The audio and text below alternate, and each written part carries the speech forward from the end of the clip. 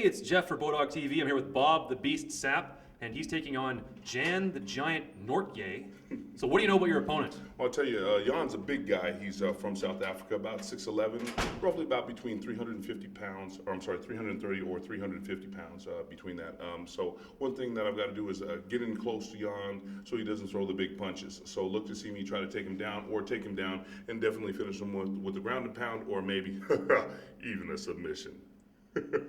Wow, so this is like this is your first MMA fight in a cage, and you're kind of, I don't know if you've noticed, you're kind of a big dude, so maybe being in a cage will work to your advantage. You can kind of press him into the wall. Yes, definitely. We're going to have almost about 1,000 pounds of pure man and pure beef in the ring, so one of the things that I need to do to Jan, press him against the cage, and of course, hey, big guys, we all love ground meat, so let's do the ground and pound. That is a terrifying laugh. So I was talking to him earlier, and he said that he's the giant and you're the beast, and he said the giant always beats the beast. Well, I don't think so. And one thing about Jan, well, you know, the giant, a lot of things are big about them, and especially their ego. So the bigger they are, well, the bigger they are, or the taller they are, well, the harder they fall. Well, in particular, for this reason, well, if Jan tries to go against me, take your BB gun and shoot it at a tank. Jeez.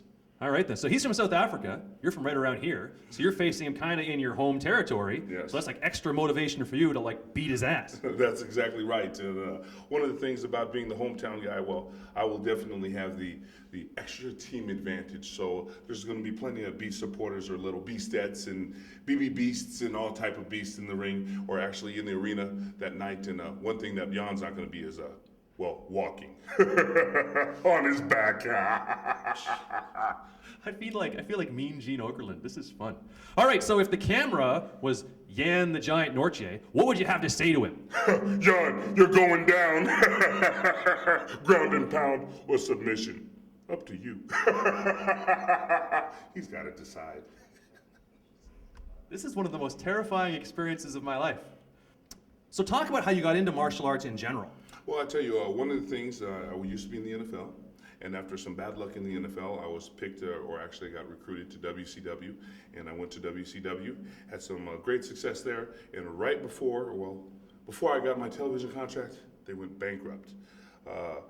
Down and out, I did a FX Tough Man fight where the Beast emerged and I took on Refrigerator Perry, so that was kind of nice there. Ended up getting what you would say a knockout on Refrigerator Perry. That caught the eyes of the K1 staff. They then called me. I took a trip over to Japan. Well, the rest, I spent 4 years there, 4.5 years in Tokyo, and up to date, currently 70 commercials, 4,000 television shows on the cover of over 100,000 magazines, 400 products in my name, likeness, and image, and that includes everything from making the cover of Time magazine and of course selling 200,000 copies of the latest CD Sapp Time. So it's all good. Yeah, so the first time I saw you fight, it was a Japanese guy. You just beat the hell out of him. It was like 40 seconds in Pride. Yeah, that's right. It was great. That was one of my first fights. The guys who trained me, Maurice Smith, Randy Couture, Michael McDonald, Gary Goodrich, all these guys kind of came to the support of the Beast. So that's why you've got a combination of so many different fighting styles, as well as a combination of pro wrestling, kickboxing, and everything in between, because that's actually what makes up, well, not an animal, but a beast. Wow, so correct me if you beat up like 3 or 4 Japanese people, like really bad, like in like a minute and a half or 40 seconds. Kakuta was in there and a few other dudes. And then you fought Nogueira, which I think is still one of the best fights I've ever seen in my life. It was 8 minutes of insanity. Yes. You know what I mean? So talk about the fights leading up to the Nogueira fight and then the Nogueira fight itself. Well, during that time, I was basically didn't have any experience. So one of the things that I had to do was use the Beast big punch, use what we call a Beast rush in, overpower my opponents. Obviously, I ended up getting some success with that. I took on somebody like the lengths of Serial Beatty for K1. I did also mixed martial arts, so I took on the first fight that you're talking about against a young man by the name of Yamamoto, who actually fought Jan Nortje, which is the guy that I'm fighting on the 23rd. I went on ahead to then fight Nogueira.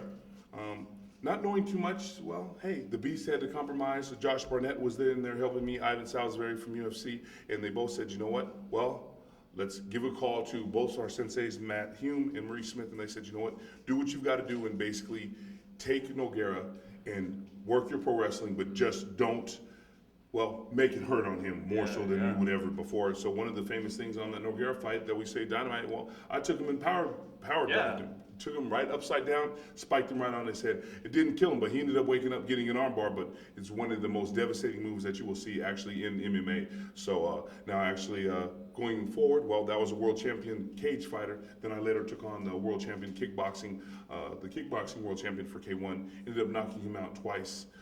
So therefore that made me extremely popular, and continuing on, the popularity still is #1. In 2003, I set the Japan attendance viewership record as well when I fought Akebono. Ended up knocking him out in the second round. And well, those of you who say it's a fad, well, 2007, December 31st, it just set the second highest most viewership record when I fought Bobby Ogden. So #1 viewership, Bob Sapp. #2, The Beast.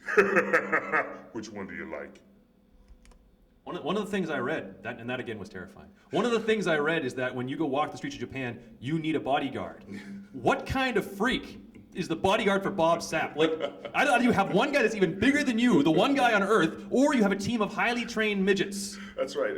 We call those, my team, well, the secret arm breakers in the secret choke holders. So yeah, they're definitely a little bit smaller than me, but you know, they can pack a big punch. So they get my back each time, and not too much violence, more or less holding off a lot of the fans from grabbing onto me. They like try to take everything from my chest hair to grabbing on to trying to take bits and pieces of my clothing, to even trying to grab on different items that I possess, such as my passport. Things like this go pretty big on eBay, as well as certain autographs and things like this. So I've got to be careful, and well, it's a prison paradise, but you know, the Beast enjoys it all. So when you walk the streets of Japan, it's like just people are just mobbing you. I mean, you sold like 18,000 copies of a CD called "It's Sap Time." That's right. It was incredible, and you know, we keep going. And one of the things about Japan is that I really love. I don't call them my fans. I call them actually my family, because they're there and they've supported me all the way. And you know, now it's going on 7 years, so I will continue to stay in Japan. And so you know, the Beast, well, Nippon Danji desu. I have no idea what that meant, but again, it scared the life out of me. Paul, what did that mean? Something about Japan. Yeah.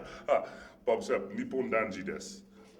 Original, what we say, original Japanese guy, original Japanese, or however have you. That's kind of what we would describe that. So, well, looks like no longer is I'm only half American and only, all Japanese at this current time.